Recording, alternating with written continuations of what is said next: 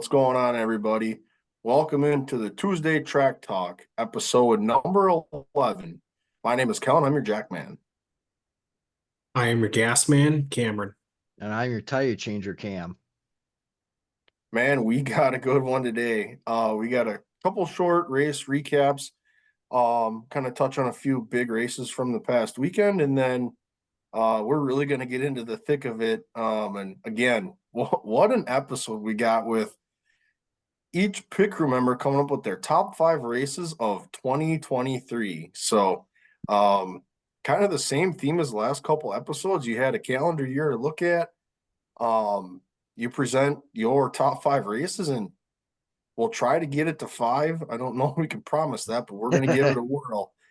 So we'll kind of give you a little rundown on races that we thought were can't miss TV. So what's new since we've last come together here, fellas?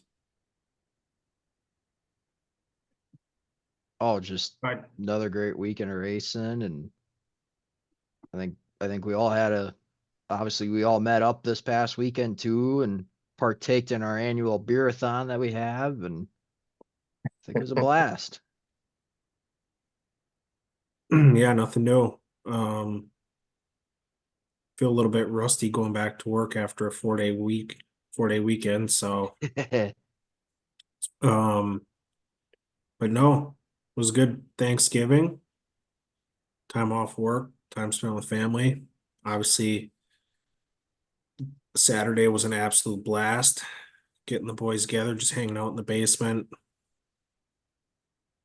watching football, drinking some beer, just hanging out. So, Uh, yeah, Saturday was an awesome day.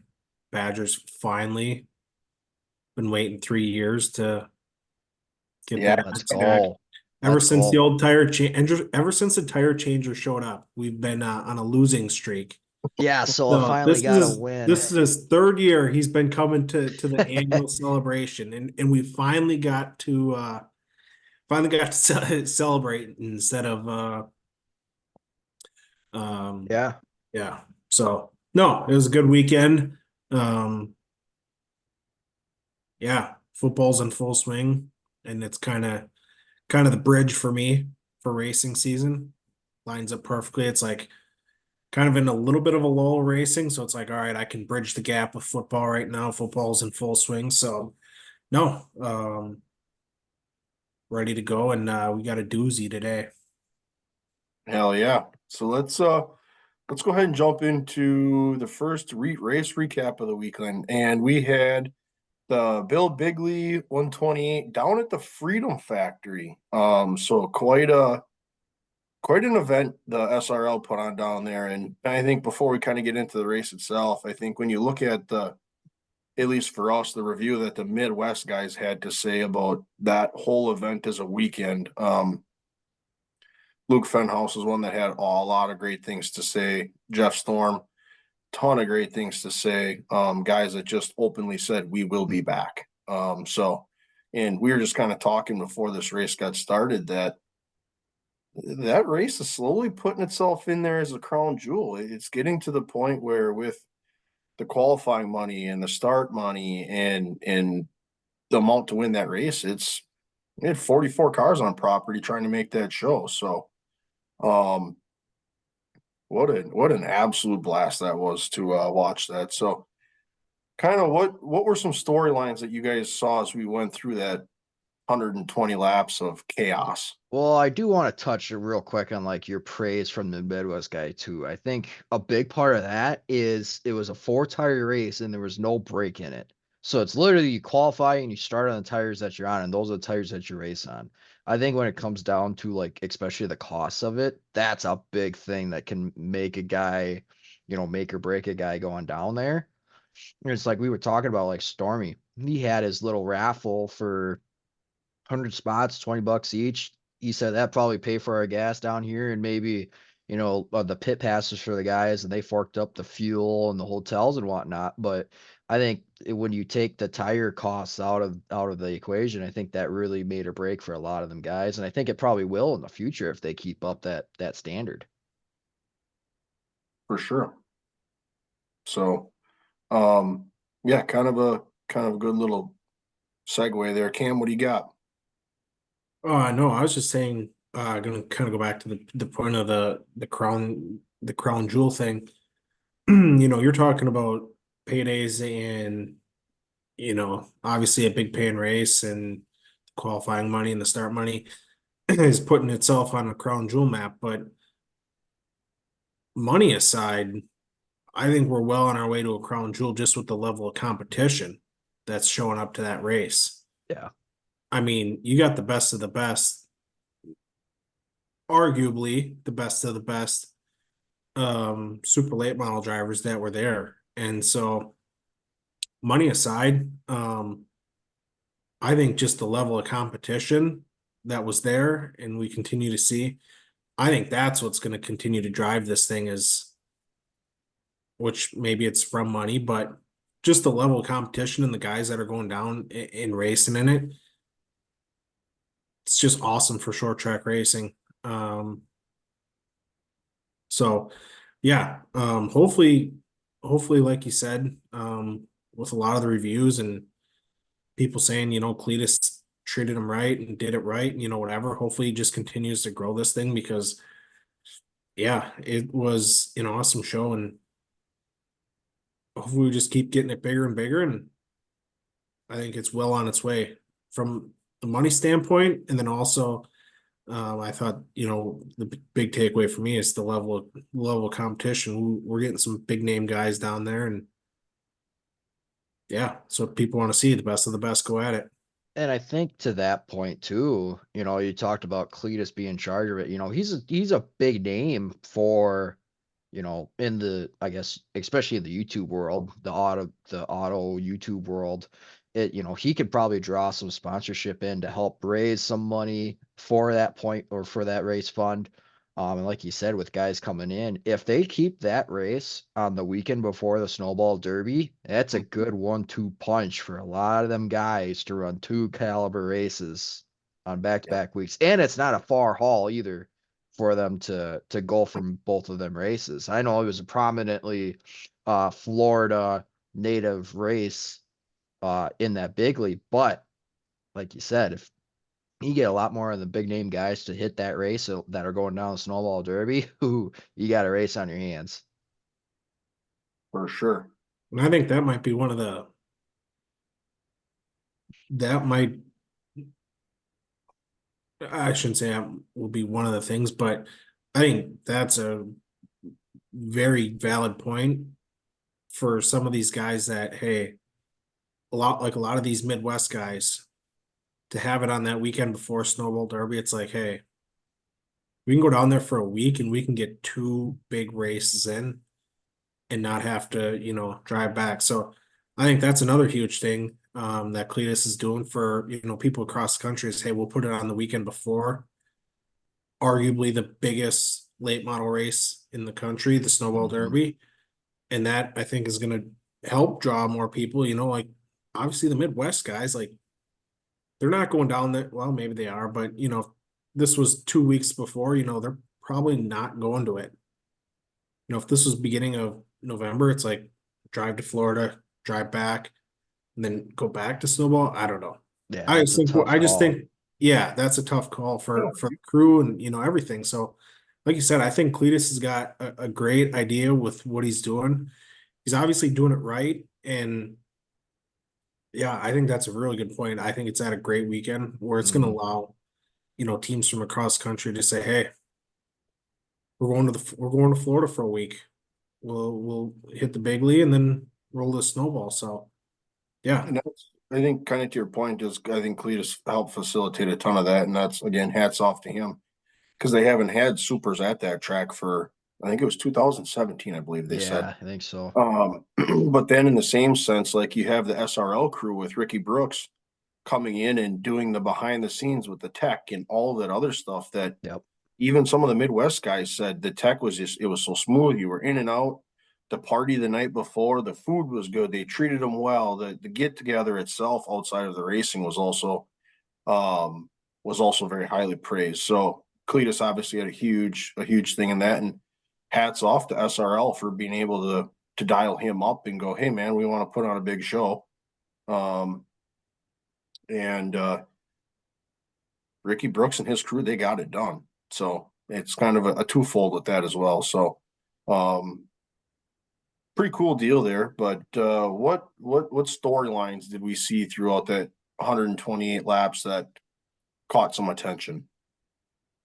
I think for one, attrition. I mean, there were a lot of guys that it was very early on. A lot of guys were breaking, and it's just every 10, 15, 20 laps. Yeah, maybe not much, but like every 30 laps, you saw a guy drop off, and a guy drop off. And it wasn't even due to wrecks. It was just pure parts are breaking on the car.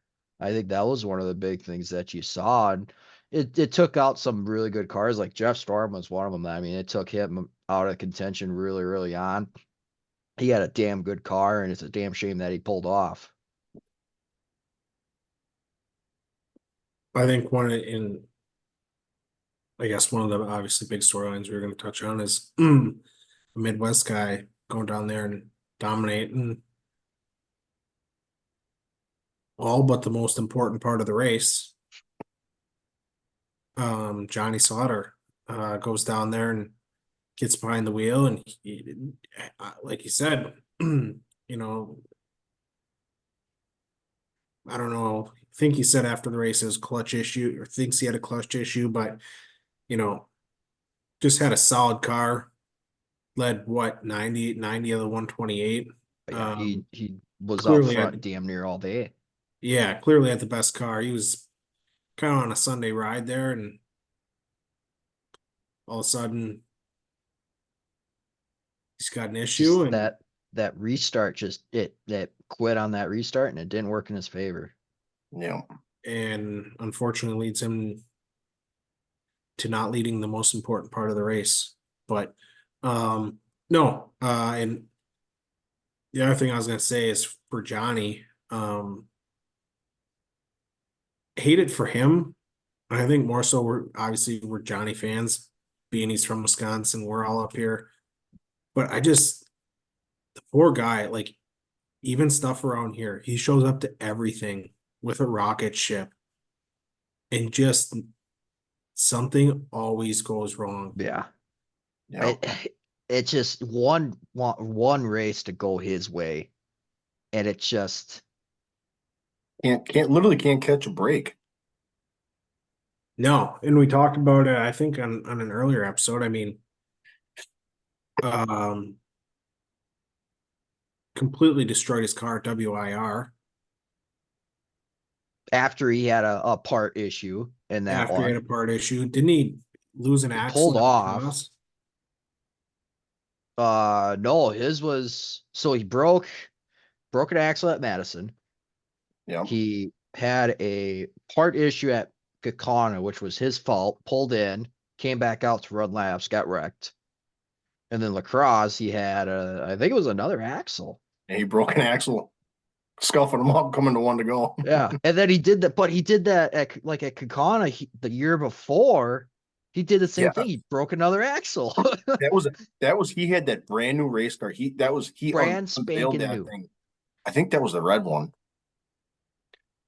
Yeah, I think it was a red one. I think it was that red one. And in Yep. typical Sauter fashion, he showed up late too. And rolled out of the box and said, I'm here. And fast.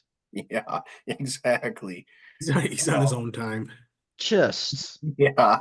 the He's sheer not- luck that he's got. Just, I I mean, know. at least he finished this one. So, I mean, Yeah. he at least got the second place payout of it. But Yeah. damn, I think everyone in that place knew like Sauter car. had that one in the bag. Yeah, he had the car to beat without a doubt.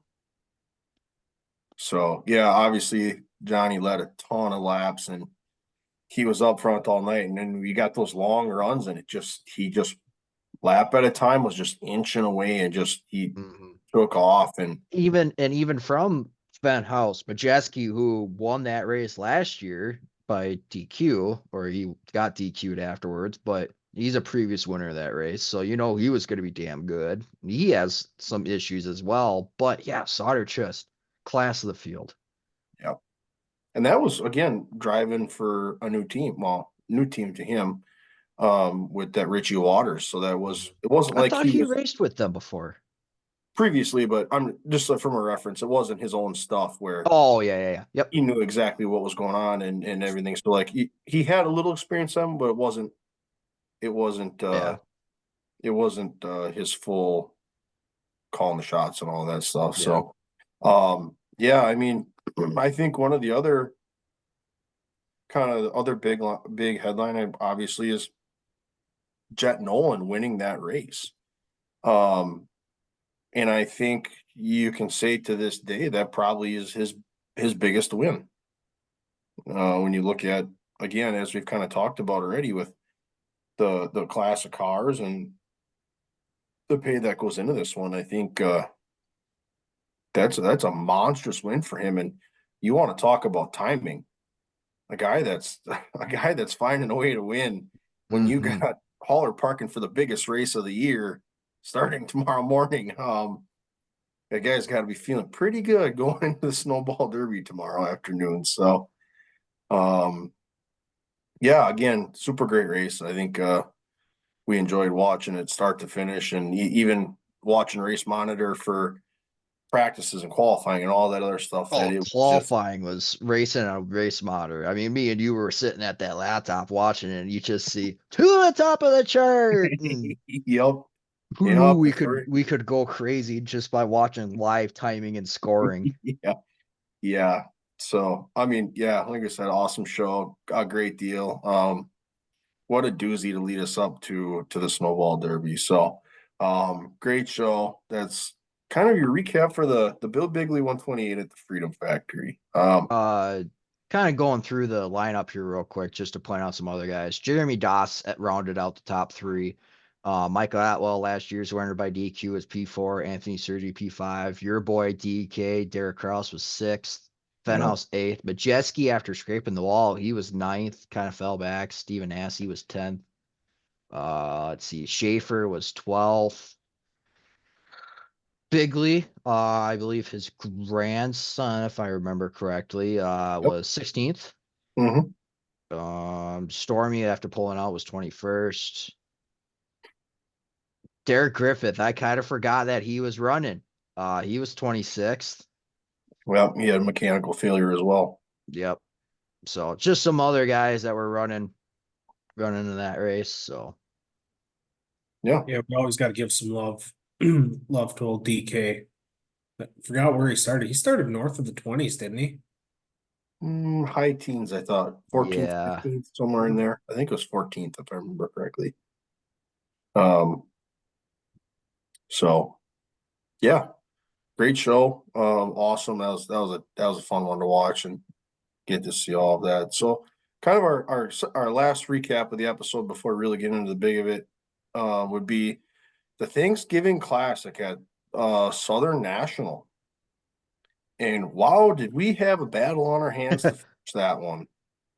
which first off, kudos to Racing America. So I know they got a lot of slack in previous years for not having readily accessible highlights of races available. You know, So if there's new management in line, kudos to them because they posted the last 27 laps of that race on YouTube. If you haven't watched it, check it out. It is some barn rewind. burner racing. Yeah, yeah, it was. And I can't remember who posted the tweet. It was on X, formerly Twitter or whatever. That they said that is one of the top five finishes to a race that they've seen with cars Matt running through. Weaver. That was it Weaver? I think it was Weaver. But he just said that was one of the most epic finishes he's seen in recent years. So that kind of tells you what you're working with there in terms of Yeah. the racing quality for that series as well. So I watched it very briefly here, and I mean it was just, you want to talk about crossover on bumpers and three wides, and I mean Haymakers and yeah, exactly. You know, It was- I could do without the amount of bumpers that were used in it. Just the old Midwest me racing style and me. But either way, I mean, that was some damn good racing against with some damn good drivers. for sure. So yeah, I think, and I think everyone's kind of seeing it now again. We do have a little altercation again post race, or it might have even been during the race after. You had a couple guys get together, one ends up in the fence. We have a few crews that I'll decided say that those haymakers were getting we had a few crews that decided the on track activities weren't quite enough. And they had a few lefts and rights they had to say yep before the night was done. Um, there were and a you know, I lot think of go ahead. there's just a lot of things that went with that too. It seemed like, yeah, there was the tussle, but it's kind of seemed like it actually started over guys. Like, I'm trying to find the tweet here, but it sounded like somebody reached into one of the cars that was getting worked on pit road and pulled the ignition out of it. The ignition or the And wiring that's what harness started the box. whole Yep. thing. Yeah. So I think you talk about a little malicious action. I think that that's where it all started. That's where it kind of stemmed from. And that at the end of the day, let's be honest about it, there's no place for that. I mean, we've talked about it a couple of times now when it comes to fighting and what's right, what's wrong, and Yeah, you can't do that. You can't reach inside someone's car like that. I mean, if you're looking for a vacation from a series, that's a good way to get one. That's a good way to find yourself writing somebody a check if you want to get back into the series. yep. And I think, and I think I had sent this to you guys, and I forget if this was in reference to this race, but old tire changers guy Nick Hoffman, Yep. It his was tweet it that was he, this fight, yeah. yeah, he put out a tweet too. It's like, these guys roughing each other up for wins and wrecking bumpers and stuff like that. It's like, this is why people can't afford to do this stuff anymore. Like, not only is the stuff going up, everything's more expensive nowadays, but it's like not only that, but it's like show up to a race and guys aren't always racing you with respect, and all of a sudden it's like You're your smashing shit's torn up, and then you got to try and rebuild it from scratch, and it's just not. far from ideal. It's far from ideal for the sport, and just it makes it tough for a lot of these guys like you and I that do this on the weekend and work a 9 to 5 and then go out to the shop and work on the car. It just makes it twice as hard on those guys, which Yeah. sucks. Sucks for the sport. Yeah. So I remember so yeah, I saw that one. Kenny Walsh chimed in as well. And then one of my favorite reporters, Pete Pistone, he's on Sirius XM. He came in and said, I'll take Midwest asphalt late model racing every day of the week. And when he said that, I got to thinking, I'm like, when was the last time I saw a fist fight in a Midwest race? I mean, You gotta think long and hard. yeah, it's been a very long time since you've seen or even heard of guys, getting at it with each other. Even in I'm verbal trying to altercations, think. you just don't see it anymore up Yeah. here. I mean, yeah, guys are going to clearly be frustrated, but we, whatever we have up here, and they're going to say, whatever's in the water somewhere. And that can be kind of said for up here too, where we don't see that, Because I think like the other thing too, and I'm watching the replay of the wreck itself. I mean, it was a blatant dump going It's like, into, oh, yeah, and he hauled it off in there. I think it's just you don't see the blatant dump out of the guys up here because they have so much respect because everybody knows that everybody works on their own stuff. Hmm. And it's you don't want to do it to them because you don't want to do it yourself. Nobody likes working 3 weeks to rebuild a race car that got wrecked. Yeah. And you know, and it's crazy because, you know, we talk about that up here. Like we have you could say almost weekly, we have the same group of guys running with each other every single week. Now, they do too, But I but also think what's the where's the difference, you know? Like I think where it's also they're racing each other multiple times during the week. How many of them guys travel and go to the same tracks with each other? Whether it's they're racing at Kakana on Thursday and then they're running the Live for 5 race on a Saturday, or they're at the Midwest Tour race, like they're traveling with each other too the entire week. Yeah. Yeah. So I don't know. That's interesting. And I think to kind of build on that point, you know, that Cars Tour, I'll say, at least in Dale Jr. and Kevin Harvick now being a part of that ownership group, Burton as well. These guys are going to have to handle these types of altercations, and Mm-hmm. I think they're going to have a big say in kind of eliminating that from the short track scene. You know, it's been that tour in particular has found themselves in the media multiple times for stuff that you're just like, wow, you just can't do that. Yeah. It's the late model stock. This was a non-Cars Tour race, but it was that late model stock that Yeah, the was late running late this model stocks, Thanksgiving I should say. Classic. But yeah, well, again, but look at Martinsville. Same deal happened there. That was a late model stock race. I mean, And it's even that one, just, you look at that and it's like, how pissed off can you be for the guy that's the bystander, locked in the car, ready to go out, and you have your car's wrinkled up and you haven't even gotten on the track because you got guys on your hood fighting each other. like, Yeah. how like, come on, man. Yeah. Like, leave the guy alone. He's got nothing to do with that. It And just, given the super late model scene's not immune to that as well. We had the you know, whole Stephen Nasse situation a while back. you know, it's everywhere. It's just a matter of to what extent and how frequent. Yep. I We was are, gonna say a lot. I think the bigger driver is the frequency.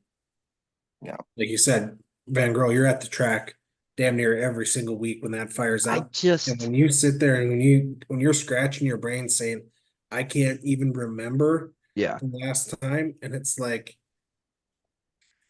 shit, we can go back to early this fall, the Martinsville race, that big late model race at Martinsville. Yeah. We were throwing hands and It, yeah. and it's yeah, not going great. to 30 odd races on the year. It's just, well, and I think even like, if you want to jump another series, the World of Outlaws. With how often they race each other, I don't think you see any guys fight each other. World Outlaws, Lucas Oil, like anything like that. And I think theirs just is But I think them guys they have the same amount of respect because they all know that they work on their stuff day in and day out. Right. Even if I you would don't own it, say you're working on it. Yeah. I would say the level of respect is just significantly more like from the World Outlaws. I mean, we talked to Nick Hoffman after that race on Friday night, and he tells us how much him and Chris Madden don't get along, and he can't stand Chris Madden. But It's not going to wreck a race car to do it. he's never going to wreck a race car. He'll make his life a living son of a gun to get around him, and Yep. he'll take his lane away. But like, and shit, that was pretty early. I mean, there's 2 months left in the year for those guys, and it's like, Yeah. he's telling us that the first week in August, and they got 3 months, basically 3 months of racing left, and it's like, Yeah. It's a long Yeah. season yet. not once did we ever hear of a altercation of Nick Yep. Hoffman and Chris Madden. Like it was. I So I think I it's just like the level of respect of like, hey, I don't get along with you. I don't like you. Yep. But when we put our helmets on, like we don't like each other, Yep. but we're gonna do it with respect. And I'm not gonna junk your stuff, but I'll make it a pain in the ass to get around me. So Danny Fredrickson and Ty Majeski. yeah, I mean, That was on a big half mile, flat half mile too. yeah. And I These are- like Larry McReynolds says it best too. He's like, You have way too many guys that work way too damn hard on those race cars. You don't take care of it on the track. You take care of it on pit road. If you got an issue, that's where you take care of it. Yeah, for sure. So yeah, kind of a wild finish to the Thanksgiving race for that crew. Any kind of last little thoughts before we jump into what's going to be a dandy? No, I'll again kind of hopping back onto the race itself. Good race. Again, had a couple of really good guys in there. That 3 wide battle is between Caden Honeycutt, Josh Berry, and Brandon Queen. Do you just hear? So I'm going back through Matt Weaver's tweets here. You know, Butterbean crosses him over, back to the lead. Good stuff, Josh and Brendan. Butterbean gives Josh the bumper. Josh gives it right back. Oh my God. They're trading bump and runs all over. Here comes Hayden Honeycutt. He just goes, oh my God, racing. I mean, Weaver's just On it. Weaves was Yeah. in heaven.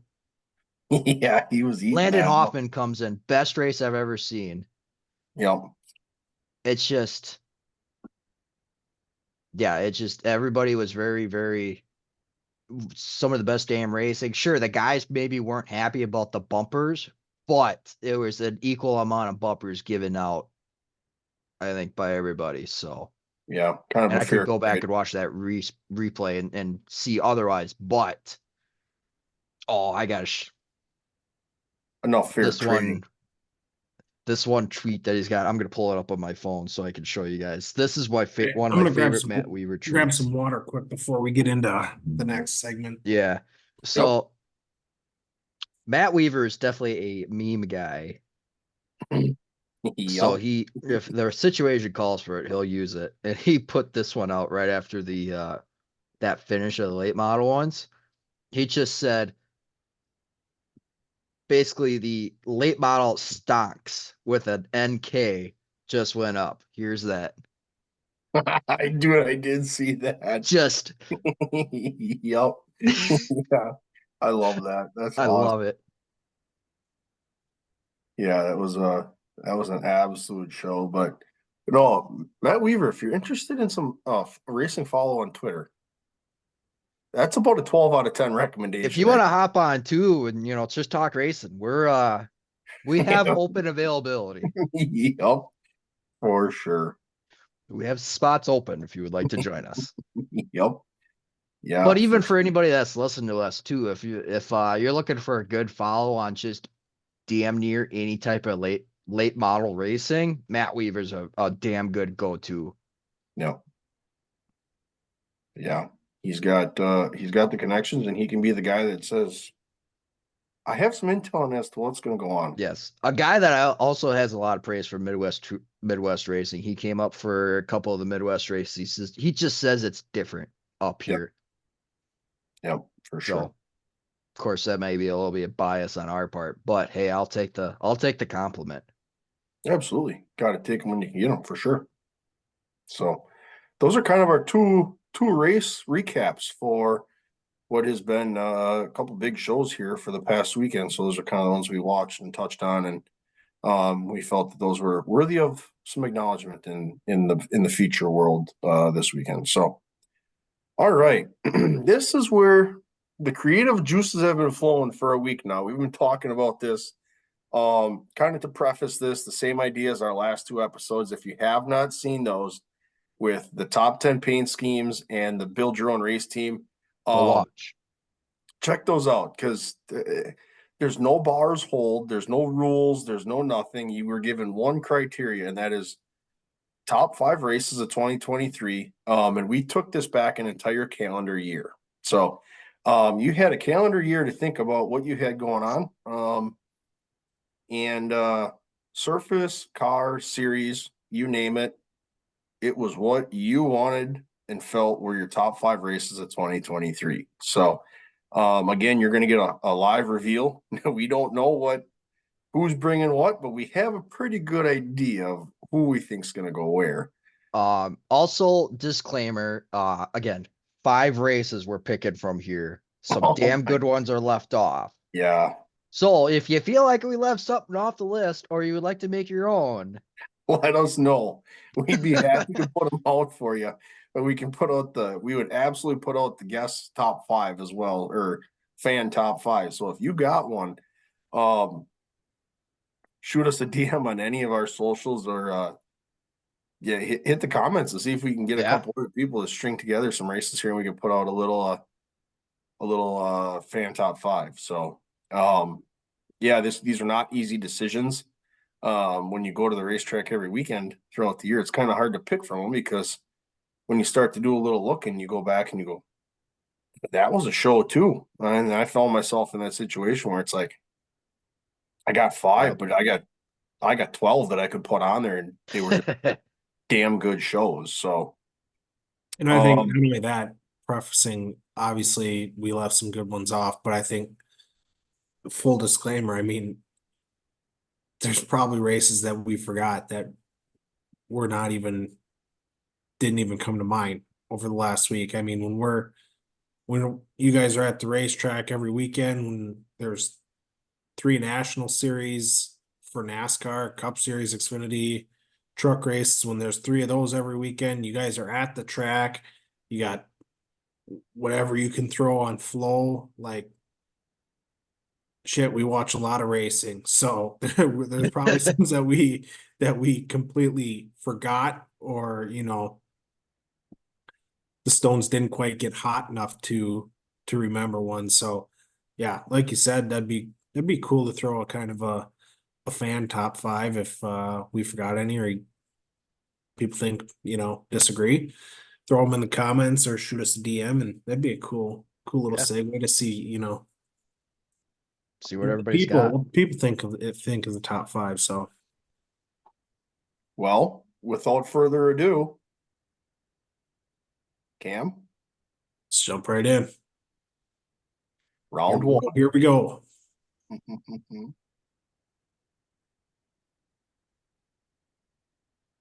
All right, present.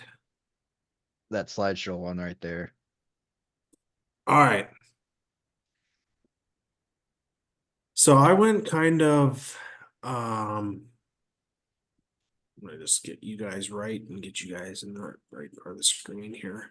I went with just probably not more so calendar year. I think you're gonna see it's a little bit of stuff more recently that I could remember, and just the stuff that I thought was just good, and obviously top 5. So without further ado, here we go. Here we go. Race number 5, high limit sprint car series at Lernerville. This was mid-September. This was a 50,000 to win doozy. I think and Callan's already regret not putting this one on there. Yep, go ahead. Can you guys see the high limit sprint car series or no? Yeah. Yep. Because Yep. my talking thing is showing up. Nope. We're good. Keep Yeah, her we're good. going. Oh, damn it. You keep going with her, but Epic Gasman failure. Anyways, forget you we're on guys fire. forget you guys just saw that. No, but obviously the high limit sprint car series at Lernerville, this was middle of September, one of the second to last races. This is also the one that Dale Jr. was at.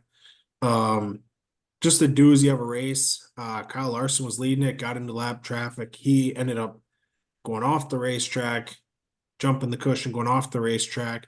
Brad Sweet takes the lead. David Gravel's hot on him, 5 laps to go. Brad Sweet jumps the cushion. David Gravel sneaks in there, and I think Rico snuck by Brad Sweet as well. And then, as you can see that picture there, I think it was Gravel, Rico, and Brad Sweet, your top 3. So that was a doozy of a race, and I think that was one of the first races that we we watch that one together on the channel. I think don't we might remember have which been, one that was, but I can't but remember. anyways, yeah, this was just a fantastic race. High Limit obviously put on some damn good races this year, and looking forward to see what they're gonna put on next year. Because yeah, and I was trying to think because I'm like, I don't think I give sprint car races enough love, to be honest with you. Um, like I love dirt late model racing, and I think that obviously drives um or sways or influences some of my decisions. But some of these wing sprint races, I mean, the way these guys can get a run down the backstretch, and it's yeah, I don't think I give them enough love, but here they are sitting at 5. I thought this was a good one. Obviously, at number 4, you guys already saw the doozy, the picture. Going with the NASCAR playoff race at Talladega. Absolutely pained me to put this Blaney winning on here for the old tire changer. But no, I just thought this was an awesome race. In the playoffs, guys pushing, trying to go. And then that last lap move there that Blaney pulled off, he was on the top. I don't know if you guys remember, he was on the top side. He's getting a push from Herbst. Harvick was on the bottom. He got pushed out a little bit too far. Harvick comes up the top for Blaney, and Blaney just swoops right down, and Byron pushes him to the win. So yeah, obviously I thought this was an awesome race, and truly I think in one of our future episodes, what racing, what type of track produces the best racing. I think I'm going to make a strong case for restrictor plates just out of the sheer strategy and how things happen. So thought this was a banger of a race as well. So, and then I found this photo and I was like, this is actually an awesome photo. Not only you got the finish line, but you can see the melee in the background, Larson spinning, Elliott spun, Herbst in the middle. Like you can just see, here comes the big one. So, yeah. And then I actually thought Kevin Harvick's paint scheme there was pretty slick. But so yeah, this was just number 4. Just sheer out of the finish here, and then just what was going on leading up to that. The boys are pushing, and the runs you get at restrictor plates again. Things can happen so quick. So I thought this was a good one. Race number 3. This was from this earlier this fall, the World 100 at Eldora. Not sure what you guys remember for this, but obviously, as you can see, this was the JD Hudson O'Neill show. JD obviously had that sweet paint scheme, black, white, and green. Led a lot of the races, and then Hudson O'Neill doing what the New Deal does. And I think that top picture there is a good description of what he did. Threw it up on the top side, ran him down. There was a late race caution. JD's right rear was a little bit tore up, and he had to try to get Huddy on the restart to have a chance. And he didn't, but up until that last restart, just an awesome race. Again, I think Eldora puts on some of the best dirt racing there is. So just thought this was a good one between Huddy and JD, 2 of the best in the sport going at it. Obviously, for a crown jewel like the World 100, thought it should make it. Race, second best race of 2023. Okay. All right. The SRX race at Lucas Oil Speedway. I don't know how much you guys remember from this race. This one was early August, but awesome. And I didn't get to watch every single SRX race this year. I watched a handful, but this race was just I don't know. I thought this race was one of the best races I've watched. And I don't know if it was one solely out of the fact that, hey, we're putting these type of cars on a dirt track. Two, if it was the way the track was prepped because the track was so damn racy. Or three, I don't know, all the above. But maybe it was just a perfect storm. But no, they threw these new cars out at Lucas Oil Speedway, a track that just absolutely pisses me off on the World Outlaws game. So, no, they throw these guys out there, and this was actually, I mean, I was going back and forth if this should be number one, but it was coming down to it. Obviously, you got our boy Jonathan Davenport there in that green Nutrient Ag Solutions car. He led the majority of the race, but Clint Boyer was giving him everything he could handle. Oh, he certainly was. He was giving him everything he could handle, putting all the pressure on him, waiting for one mistake. It just never came. But then, if you boys remember, with about 10 laps to go, they had that restart. Yep. And Boyer said, if I'm going to do it, I'm going to do it now. And he goes in there and throws a slider on Jonathan Davenport. Davenport gets him in the bumper, gives him a little bump, cuts down below, gets a run off the backstretch. And Boyer knew he had to get him early. So he tries it again. And Jonathan Davenport was just waiting on the top from the slide up and cut below him. Waits, cuts below him. But by then, there's two guys on his inside banging, guys spinning. And I don't know how Jonathan Davenport comes out with the lead, but he did. The boys were banging, Brad K, Tony, all those guys, Boyer. But no, this I was sneaky good race. Actually love this one. So if you didn't watch this race, highly recommend going back, just watching the highlights of this one.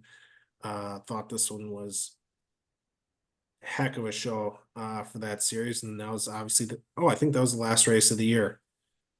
Because I think that was the night or one of it, because Newman clinched the title. So no, just this actually, and I didn't pick it because Jonathan Davenport's one of my favorite drivers. No, I picked it because I thought this race was actually just awesome race.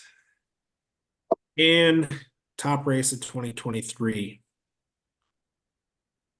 Yep. No surprise. Got to be there live and in person for this bad boy. And there was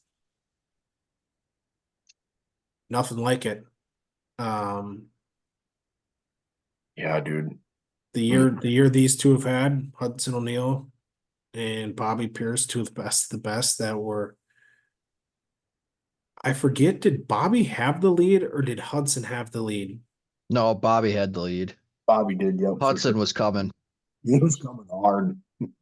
Got it, because I was trying to remember. But yeah, and Huddy was throwing everything he had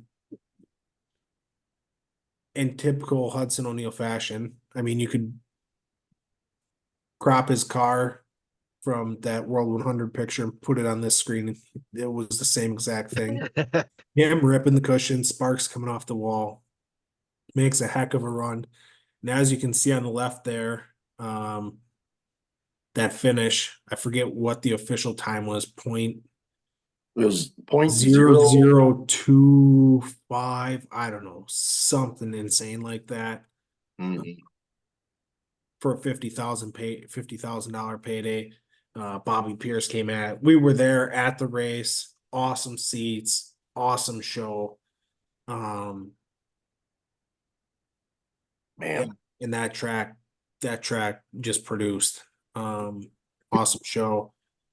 10 out of 10 recommend. And I think that for the pit crew is going to be a yearly trip. Yep, that's a yearly trip too. So, yeah. Obviously the race wise, I gave it my top 10, but obviously being there, I think I probably is a little bit bias and influence. Just that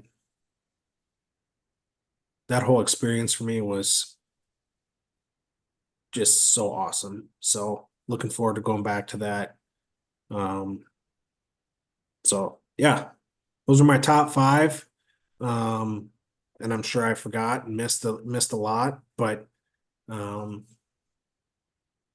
ready to see what the other pit crew boys got and see if we got any similarities, what I forgot, and what we can all debate. So I don't know who's going next. I think I'm gonna, Yeah. without further ado, I'm gonna bring you the next top five here. Um, I'm just gonna write down my top five here quick and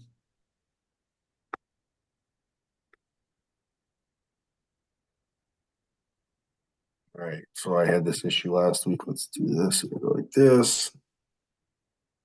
You gotta go to slideshow from beginning. All right, so here you go. We're gonna ring in the top five of 2023 from your big dog here. All right, you ready for this, ladies and gentlemen? Here we go. Number 5. Ooh. Ward wins the clock with the Valley Star Credit Union 300. If you haven't seen the last 3 laps of that race, this was the checkered flag, but you could rewind this exactly a lap. These 2 cars touched and both of them damn near wrecked, really of no one's fault.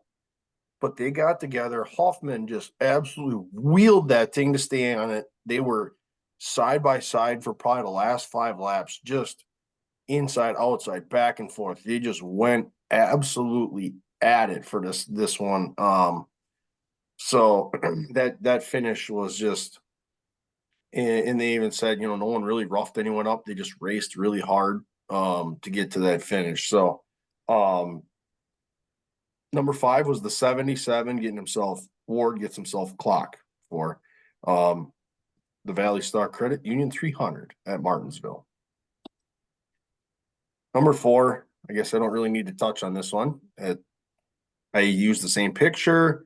It's the same car. It's the same race. It's same exact spot too. It's everything that was previously mentioned already.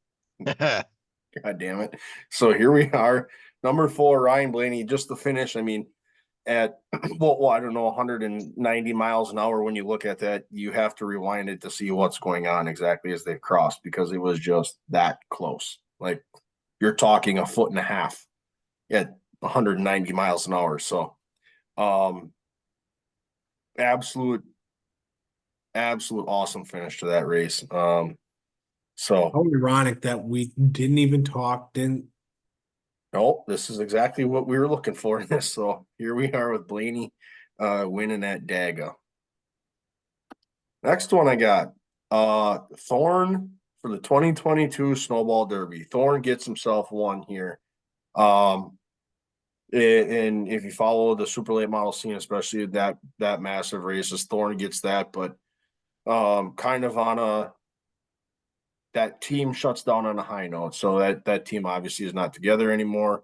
But he gets it done in his last try with that team. So obviously he's back this year with Schaefer Motorsports, but to do it with that crew, with that race. And you got to remember, this was the race, and looking at that bottom picture with Eric Jones and Ty Majeski getting together, they get together, and it was still incredible to me how the rear end of that race car just got tore off like that. Mhm. Like, that was insane to just see that happen like that. And Majeski spun again later in that race. Your pole sitter, Josh Berry, he went around twice.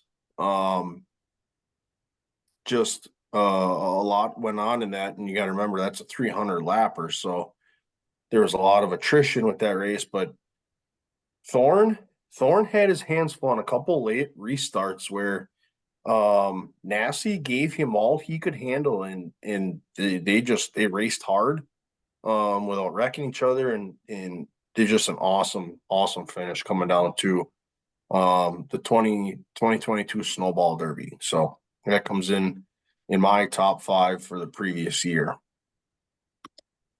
The next one, Pierce over O'Neill at the Go for 50. This is the picture. Now, mind you, this is the picture where the race the race win per se was 0.0002 or 002. Interestingly enough, a week later, I went to the Lucas Oil show at Davenport. This is where we got the description on where the scoring loop is. After this race, everywhere you went in a dirt super. All right, guys, before we get started, here's where the scoring loop is. In case anyone is wondering, transponders are all mounted in the exact same spot in every single car. If they're not, we're going to check them after the race and we'll determine a winner. This is where this came from. And obviously, scoring loop, camera angle, all of that influences this. But Bobby Pierce was determined your winner per the electronic scoring for this race. So I watched this one and you sat there and you went, what did I just watch? What was going on? Like, how did that happen? That was an absolutely insane one to watch. So again, a track that puts on a hell of a race with guys running the bottom, guys running the top. You got just cars all over and just so many different lines and strategies that went into that. So the sheer finish to that one was just, you kind of sat there in dismay going, what did I just watch? Did that just really happen? So that was my that one snuck into my top 5. Another sneaky track too for the Yep. pit crew next year to hit up Deer Creek, not terribly far from La Crosse. I think it's 2 hours from here, straight west in Minnesota. So there'll be another one the pit crew should hit up next year. Here's my final one, and I think we've seen the exact same picture now. Good Lord. But I think Cam touched on a lot of the points of how Cedar Lake just produces so much awesome racing.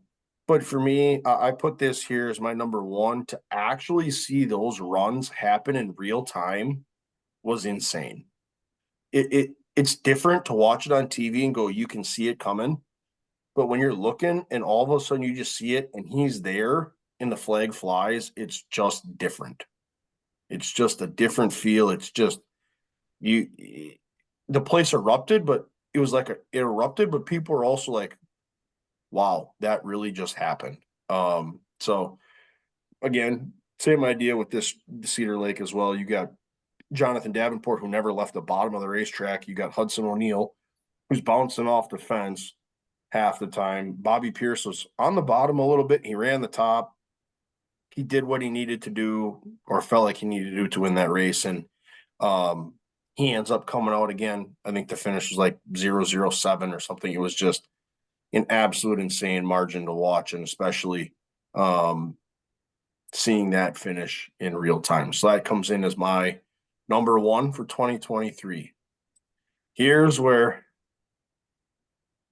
my list of the next 4 that I absolutely tore myself apart trying to get in the top 5. ASA Stars National Tour, Madison International for the Joe Shear. You had 48 cars or something on the entry list. Absolutely insane. So many different storylines. Fredrickson wins disqualification. Summers ran the hell out of Pollard for the last 20 laps. It was so damn hot. We had some motor issues. Sauter had a rocket and brakes. Roderick gets turned mid-race. So Lucas Oil Dirt Late Models, that was my first dirt super late model race that I've been to in a long time. Davenport wins in Davenport. And then qualifying, you had a handful of guys that were exiting the facility with the track that has no watching that. it has no walls. And at one point they let 3 guys out on the track at a time, and every single car that went into one left the facility. It was one after another. Absolute insanity. That was crazy just to actually see that in person, just to see those guys miss it and just go over the edge. And like, oh God, is that car going to go upside down? 3 was the following 150 at the Dells, 150 lap with that 75 lap break. Will Ferrell. Ryan. Ryan Farrell. Ryan Farrell has an absolute heyday in the first half, was awesome. Faded a little bit late in the race. Johnson gets by Summers on just some classic short track racing and just a tap enough to get by him without wrecking him, and a lot of respect there. And then obviously Cam touched on it with number 4 at the high limit at Lernerville with Gravel gets the payday over Rico and Sweet, but they had 58 sprint cars try to make that show. So the absolute field of cars there. Quality of sprint car races. So these are my first 4 out that killed me to say, you know what? They Didn't weren't quite quite make top. the cut. They weren't top 5, but damn it, they were in the conversation. So there you have it. I would say you could even say that's my top 9, but I present you my top 5 races of 2023. Man.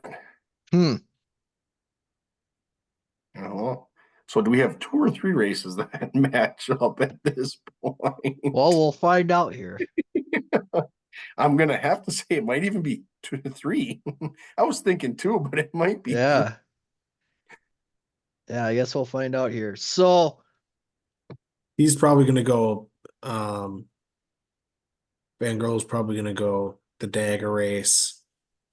Then what was it? Was it Martinsville when he locked himself in? yep. Yeah, Don't forget the Colt that 600. Then he's going to go to Phoenix. Then he's going to throw in a short track that he was at. And then one random that we're not expecting. That's my prediction. Sure. All right. All right. Well, we'll see how well your prediction holds up here. So I was kind of scrambling to put this together because I was a slacker this weekend and work gets in the way of everything. But when I also thought of like top 5 races, you also think like, what are the ones that just instinctively come to mind? Like no thought into it, just instinctively come to mind. So I ended up having a total of 8 races that made my list. And then obviously cutting it down from there was the challenge. So starting at the beginning, if I can get mine to work here. There we go. 22 Snowball Derby. I mean, Yep. Kellen hit a lot of it on the head. It's a big race, big occasion. And yeah, Derek Thorne comes through with the win on it. I mean, look at the number of people on that pit wall wanting to capture that moment of Derek Thorne finally winning that race. Yeah, I mean, that's pretty self-explanatory. It's a big race, Thorne winning it, all the deal that happened with Majeski, in that one too. So obviously well deserved of being on that list. Great sponsor right behind that right front there. Yeah. Family funeral and cremation. Jesus. For the rest of the field. Yeah. Yeah. That's where the rest of the field's going. Yikes. Next on my list was the Chicago Street Course race, the Cup race. I thoroughly enjoyed watching that race. Obviously there was a lot of hype going into it on what it was going to do. The rain played a big part into that race. Obviously SVG Shane Van Gisbergen winning that one was really huge. Like I said, I thoroughly enjoyed that race. I can't wait if they do it again, which yes, they are doing again next year. I hope it's a dry run race so we could really see what it does. But I thought it was well executed. We talked about it last week compared to the Vegas race. I thought the Cup race was much better compared to Vegas's Formula One race. So that made my top 5. Just like I said, it was instinctively one of the first races I came up with. Next on my list, and I think this was one that we all shared, but it came in at number 3 on mine, was the Outlaws race at Cedar Lake. Yeah. Not a whole lot that I could touch on that you guys didn't already, but this was my first World of Outlaws race that I ever attended. I have been to a race at Cedar Lake, but it was just one of the weekly shows. And I bet you could not wipe the smile on any of our faces from the time that we were there. No shot. It was just an absolute blast. We enjoyed every minute of it. Spent way too much money while we were there. It was an absolute blast, and yeah, it'll just be one that'll be worth every trip that we make there in the coming years. Coming in at number 2, and I just got to make sure I get the right one here, and I'm repping the occasion on this one, was the ASA Midwest Tour race, the Oktoberfest 200. First off, how can you not love that photo? I mean, hot Yeah. damn, does that look good? Um, Obviously, Sommers clinching the championship at that race. You got Sauter breaking in that race. You also have that Majeski and Zier accident out there in turn 3. And then you have old Ty Fredrickson coming in and finishing in the top 3 in that race. So along with Brian Syrkeski. So you got a couple of surprises that end up up in the front in that race as well. So that was that chain of events of Sauter breaking and that wreck happening in a matter of 5 laps was just astonishing. This is always ends up being probably one of my favorite races on the year, just because the environment that you're around. You get that nice, cool, crisp fall air in the around autograph session, and then the race itself. It's just a top-notch event that I always have a absolute blast at. Coming in number 1 on my list. It is a super speedway race. It was the playoff, or sorry, not the playoff, but the regular season cutoff race Oh, at Daytona. Because I think you had everything you could have wanted in it, between the excitement of the last race before the playoffs, obviously Priest's spectacular and horrific crash on the backstretch, and then you have the teammates 1 and 2 coming to the line at Daytona for the finish of that race as well. Like I said, I think you were saying that Super Speedway puts on a lot of great racing. This put on a damn good race, and I thought this was, like I said, when I thought of races on the year, it's the first one that came up. So I think this was everything that you could have wanted in a race, even with, probably a little bit too much of a wreck that we could have been asking for, but you had damn near everything you could have ever wanted in it.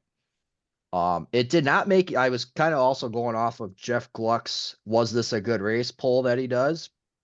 This race was not very high up there, and I was kind of surprised by that. But when I saw that on the list, and like I said, it just matched up with what my thought was on that. So, that was my top 5. Like I said, I had 8 races that made my list. Some other ones that made the list: Joe Shear Classic. Obviously, I think that was probably one of the strongest field of cars you could have had out there. I think when it came to the Midwest Tour race at Oktoberfest, I think you had the strongest field of cars for the Midwest was concerned. mhm. The Kansas Spring race also was on my list. With the amount of 3 wide racing that was going on, it was a multi-groove race.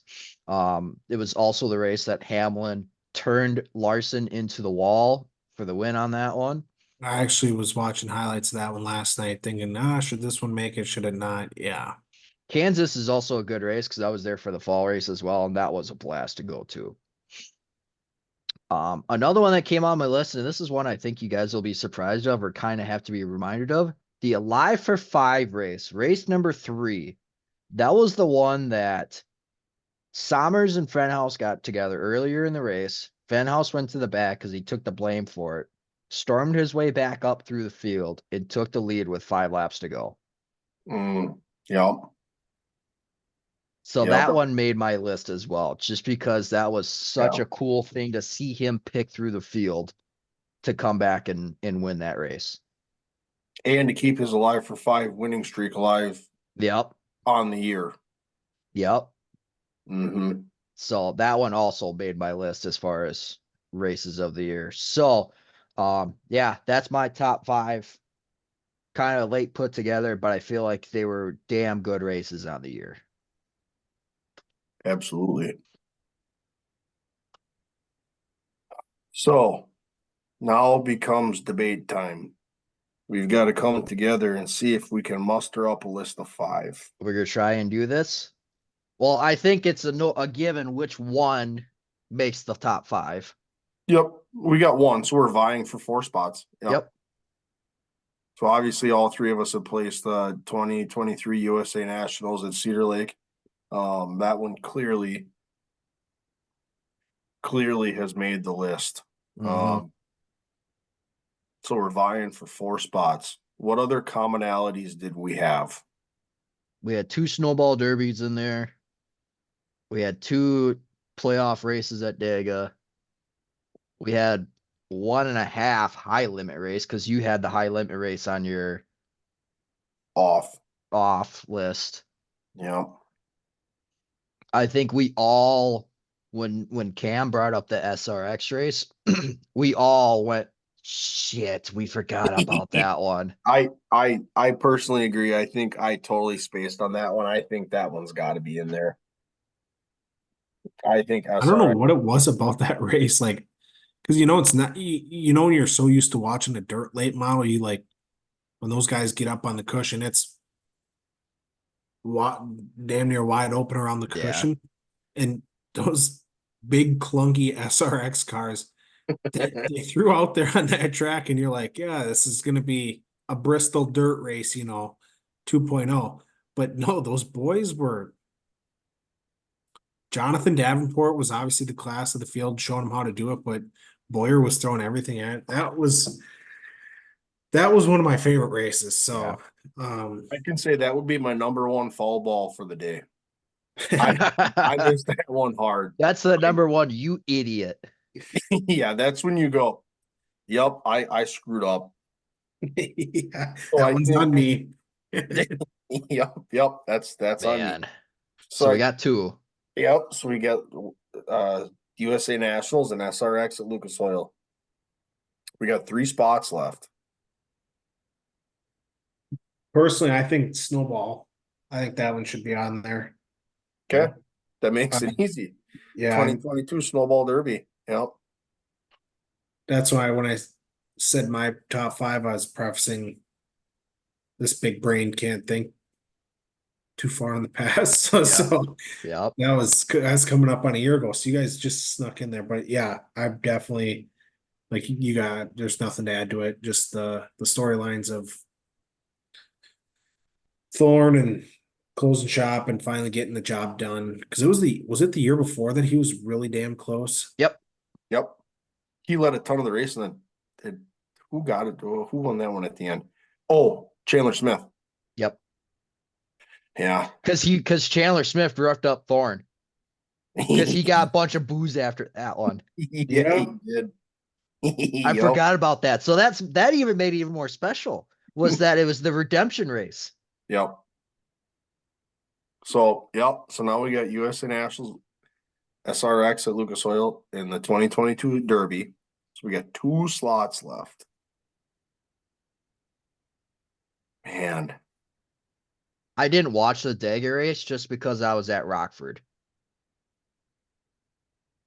that one was nuts. So that one was. So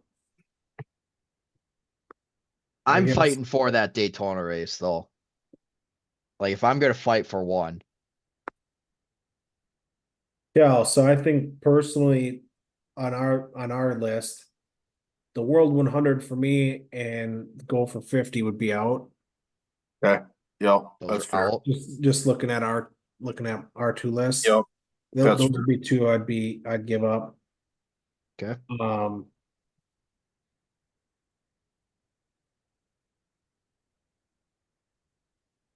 So it leaves I pretty think much it leaves comes. us with the playoff Dagger race, late model Yeah. stock race at Martinsville, high limit at Lernerville.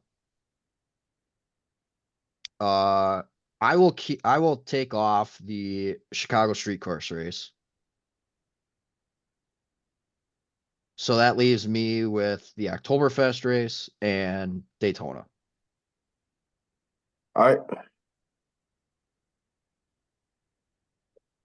I'm good with either of those, to be honest. That Chicago street race. That was actually, I kind of forgot about that. I would say a Chicago street race. I would just say it ended up leaving before the race, but it's whatever. That's right. You were at that one. Yeah.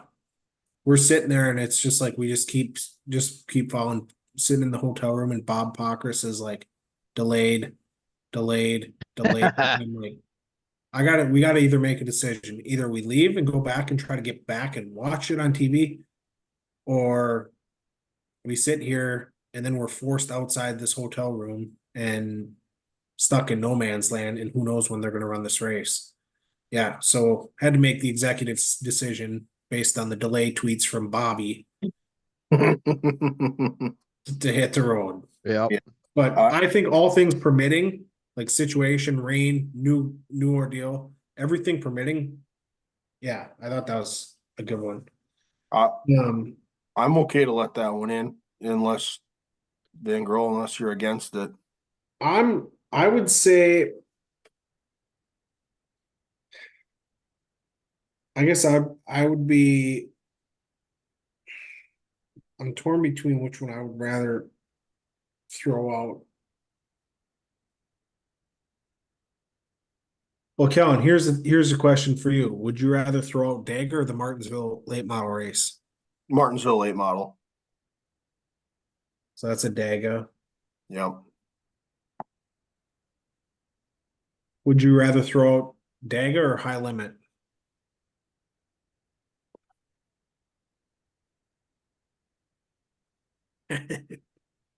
Yikes. Van Gogh, would you throw out Dagger or the High Limit? I'd rather throw out Dega. Okay, I can go with that. Then we'll go high limit. Okay. I'll Oh, I'll double down. so we're looking for one spot. We're looking So for now we're to one Van spot. Grohl's list.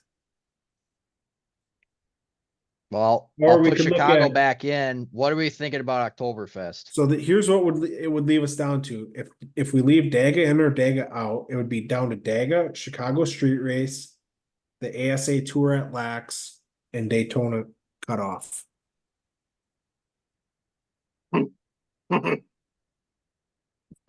Well, let's start with Oktoberfest. I'm gonna vote Oktoberfest is in. Cam?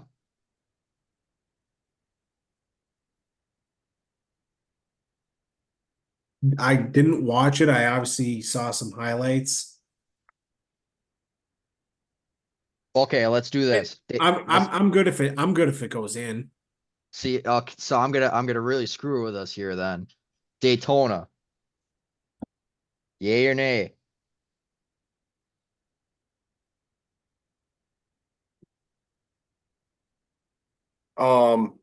Daytona?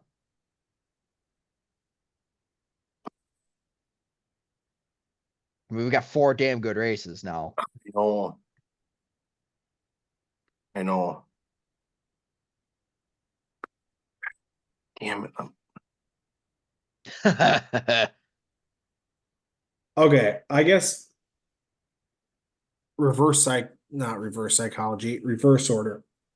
I guess I would be okay eliminating the Chicago street race. Okay. And I had originally eliminated it before, so by majority vote, Chicago's out. Kel? I'm fine with that. I think I'm setting on. So let's do this then. Between the two races, Daga and Daytona. Which one you guys going with? Daga or Daytona? Daga. Daga? Cam?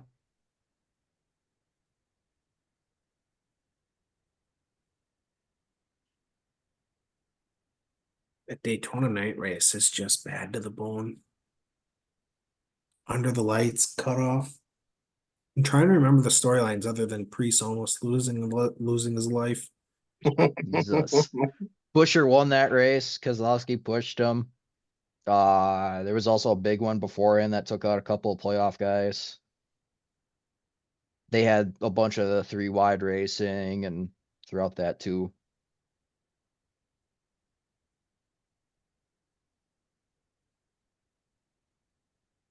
Like when you're ever sitting at work and somebody goes, what do you think? And you don't want to be that person that makes the decision. So then they ask you, what do you think? And then you just sit there and you go, I don't know, whatever you think. Yep. But when you're talking to your boss and he's like, and they're know. like, what do you think? What should we do? And you're like, I think I don't know. I don't know. Whatever you would do, I would do. Yeah, So that's where I'm at. I think it's got to be Oktoberfest. I know. There's so much good things around it. You know, we put Cedar Lake in just because obviously we were there and like the environment and like and everything that was going on. I feel like that's very similar to Oktoberfest. I feel like if you guys attended that next year, you guys would get the same vibes off of it. I agree. Not being there, but seeing what goes on for that Yeah. entire weekend, I would agree. I haven't been there, but you can see it watching it. Yep. Yep. And like I said, I think especially with that was a very strong Midwest field. Yeah, I would agree. So if I had to have a vote, I would have to go Oktoberfest. I think so too. I think so. Oktoberfest it is. Yep. Okay, we got our 5. There We're it not is. going to put them in order, otherwise we're going to hate ourselves. So No. So let's go ahead and knock these 5 out. We have Oktoberfest 200 with the Midwest Tour. You have USA Dirt Nationals at Cedar Lake. You have SRX at Lucas Oil. And the last one was, remind me. I didn't write these down. high limit. Derby. Oh, Snowball high limit. Derby. Snowball Derby, and then high limit at Lernerville. 2022 Snowball Derby, high limit at Lernerville with that field of USA 50. Nationals at Yep. Cedar Lake. Yep. SMX at Lucas Oil. Snowball Derby 2022, Thorn winning that. The High Limit Sprint Car Series at Lernerville, Oktoberfest 200 with ASA Midwest Tour. Hell Damn yeah. good list. That is a damn good list. You know Absolutely. what I love about it too? All different tracks, all different styles of racing. Good call. I guess Oktoberfest. Other than the Snowball and dirt. Oktoberfest, but I mean, I think kind of goes to show what we aim to do with this podcast and what we're trying to do and who we're trying to, the race fans we want to interact with. I think that's a pretty damn good indication of what we're trying to do. And we But love at the end of the all day, the racing. right. But at the end of the day, it's all races that we thoroughly enjoy and have loved watching anyways.